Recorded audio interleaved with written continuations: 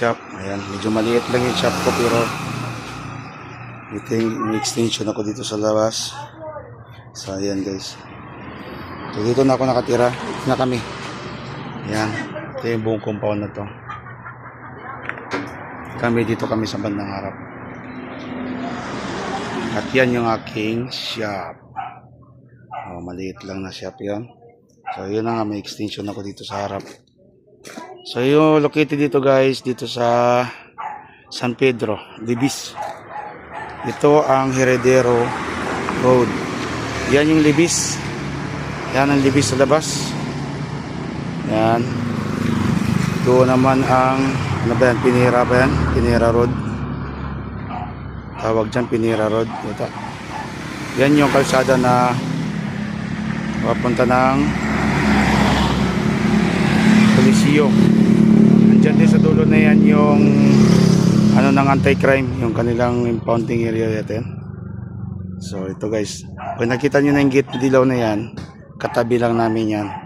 Yung gate na dilaw, katabi namin ito. Ito na dito kami. Ito yung sa amin. Yung gate na pula na to. So yan guys. So yan sa kabila, Libis. Malapit na lang. Mas malapit kami dito sa kanto ng Libis kaysa doon sa Pinira. Doon kasi sa Pinira, mas malayo siya. Malayo. So, ito mas malapit sa Libis. Kaya lang ngayon kasi one way pa dito eh. Oh, papunta lang doon, lahat papunta doon. Pag naayos na yung highway, sigurado yan. Mapapalik sa ating ano yan. So ito yung lugar namin guys. Ito yung ating shop. Ito yung likod banda. Kasama ito sa amin yung sa likod. Pero sila biyan na nantitira dyan. Ayan. Kung napansin nyo, yan yung mga motor. Yan yung mga gagawin kong motor. Yan. Yung aking pang trail nandyan. Yung aking XTC na natambay nandyan. Ito yung motor ni Mark. So yan, nandito lahat. Di pa kami tapos magayos guys.